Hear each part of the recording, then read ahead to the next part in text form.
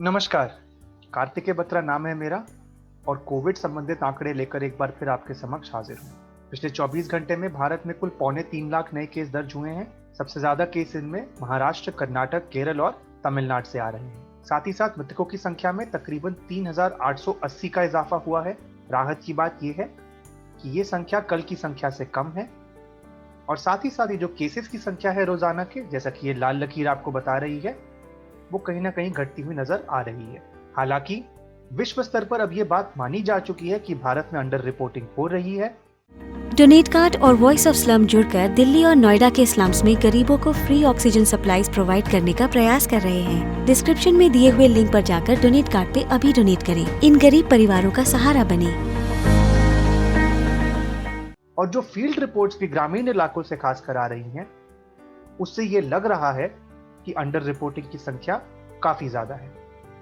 बहरहाल सरकारी आंकड़ों के अनुसार स्थिति थोड़ी सी बेहतर होती हुई नजर आ रही है। एक और महत्वपूर्ण आंकड़ा है, पिछले 24 घंटे में रिकॉर्ड 20.5 लाख टेस्ट हुए हैं। ये अब तक का सबसे बड़ा आंकड़ा है रोजाना की टेस्टिंग का। इसमें सबसे ज्यादा महाराष्ट्र और उत्तर प्रदेश में टेस्ट हुए हैं। दोनों ही राज्यों में तकरीबन 3 लाख टेस्ट हुए हैं।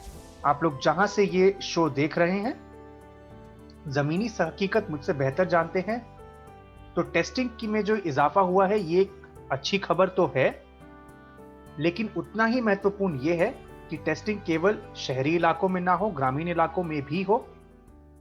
साथ ही साथ उसकी गुणवत्ता बनी रहे और टेस्टिंग के रिजल्ट्स मरीजों को सही समय पर मिले।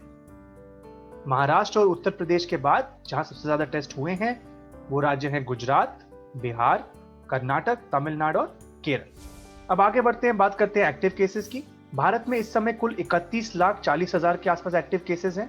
इस संख्या में पिछले 24 घंटे में 97,000 की गिरावट देखी गई है, तकरीबन 97,000 की। इन 97,000 में तकरीबन 3,880 वो लोग हैं जिनकी मृत्यु हुई। लेकिन अगर उस आंकड़े को हम हटा भी दें, तब भी जो लोग कोरोना संक्रमण से ठीक होकर अपने होम आइसोलेशन या अस्पताल से बाहर निकले हैं, उनकी संख्या कहीं ना कहीं 93,000 के आसपास ज्यादा है उन लोगों से जो पिछले 24 घंटे में संक्रमण की वजह से अस्पतालों या होम आइसोलेशन में भर्ती हुए हैं। तो स्वास्थ्य प्रणाली पर दबाव कहीं ना कहीं कम होता हुआ नजर आ रहा है। और इस समय भारत में सबसे ज्यादा एक्टिव केस कर्नाटक में है, उसके बाद महाराष्ट्र, केरल और फिर आंध्र प्रदेश और तमिलनाडु। एक बार फिर बता दूं कि ये आंकड़े बहुत हद तक इस बात पर निर्भर करते हैं कि कौन सा राज्य कितनी पारदर्शिता के साथ टेस्टिंग और रिपोर्टिंग कर रहा है। अब बात करते हैं टीकाकरण की, और ये संख्या गिरती ही जा रही है। पिछले कुछ सप्ताहों में मैंने आपको बताया था कि भारत में औसतन रोजाना के 20 लाख टीके लग रहे थे। अब ये संख्या गिरकर 15 लाख के करीब पहुंचने जा रही है। इसके कई कारण हो सकते हैं, लेकिन अगर आपके आसपास टीका उपलब्ध है और आपने नहीं लगवाया है, तो हमारा आपसे फिर अनुरोध है कि जल्द से जल्द टीका लगवाएं और अपने आप को सुरक्षित करें।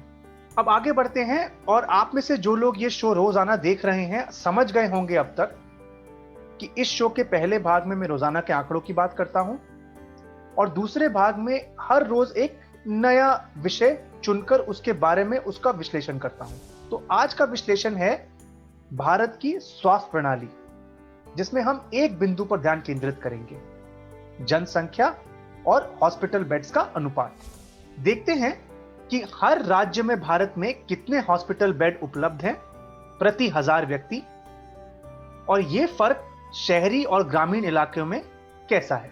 अब आप देख सकते हैं बाईं तरफ कि अगर मैं सारे बेड जोड़ दूं, सरकारी एवं निजी, तो औसतन भारत में प्रति 1000 व्यक्ति 1.5 बेड उपलब्ध है। ये अंतरराष्ट्रीय मापदंड से बहुत छोटी संख्या है। राज्य स्तर पर भी काफी फर्क है। कर्नाटक और गोवा जैसे राज्यों में जहां यह संख्या 3 से 5 के बीच है, वहीं ज्यादातर राज्यों में जहां पे ये हल्का बैंगनी रंग है, जैसे कि उत्तर प्रदेश, राजस्थान, गुजरात, महाराष्ट्र इत्यादि, ये संख्या 1 से 3 के बीच है। कुछ ऐसे भी राज्य हैं जैसे कि जम्मू कश्मीर, मध्य प्रदेश, छत्तीसगढ़, उड़ीसा इत्यादि, जहां पे ये संख्या 1 से भी कम है। अब इनमें से अगर मैं निजी हॉस्पिटल बेड्स को हटाकर केवल सरकारी हॉस्पिटल बेड्स की बात करूं, तो दाईं तरफ का मैप आप देखें तो लगभग हर राज्य में रंग बिल्कुल फीका पड़ जाता है। अगर आप दक्षिण के और उत्तर पूर्व के कुछ राज्य छोड़ दें और हिमाचल छोड़ दें, तो ये संख्या लगभग हर राज्य में 1 से कम हो जाती है। यानी लगभग हर राज्य में भारत के प्रति 1000 व्यक्ति 1 से कम सरकारी हॉस्पिटल बेड उपलब्ध है। अब इन बेड्स को अगर मैं विभाजित करूं शहरी और ग्रामीण इलाकों में, तो तस्वीर एक रोमांचक तस्वीर नजर आती है। और वो तस्वीर ये है कि शहरी इलाकों में सरकारी हॉस्पिटल बेड्स ज्यादा उपलब्ध है प्रति 1000 व्यक्ति ग्रामीण इलाकों के बनिस्बत। और ये लगभग हर राज्य की कहानी है। बाईं तरफ आप देख रहे हैं कि अगर आप तमिलनाडु, उत्तर पूर्व के कुछ राज्य और गोवा को छोड़ दें, तो लगभग हर राज्य में ग्रामीण इलाकों में प्रति 1000 व्यक्ति 1 से कम बेड उपलब्ध है। वहीं ये संख्या शहरी इलाकों में लगभग हर राज्य में बढ़ जाती है। कुछ ही ऐसे राज्य हैं जहां दोनों तस्वीरों में रंग सेम है, जो रंग का जो गाढ़ापन है वो सेम है। ऐसे कुछ ही राज्य हैं जैसे कि महाराष्ट्र, छत्तीसगढ़, गुजरात। तो इन राज्यों में जो अनुपात है वो शहरी और ग्रामीण इलाकों में लगभग सेम है, लेकिन जो ज्यादातर राज्य हैं वहां पर शहरी इलाकों में यह अनुपात बढ़ जाता है ग्रामीण इलाकों के बनिस्बत। अब शो के आखिरी सेगमेंट की तरफ बढ़ते हैं, आसान भाषा में। आसान भाषा में मैं रोज एक टर्म उठाता हूं और उसको सरल भाषा में आपके लिए परिभाषित करता हूं। तो आज का जो टर्म है वो है केस फैटेलिटी रेट या केस फैटेलिटी रेशियो।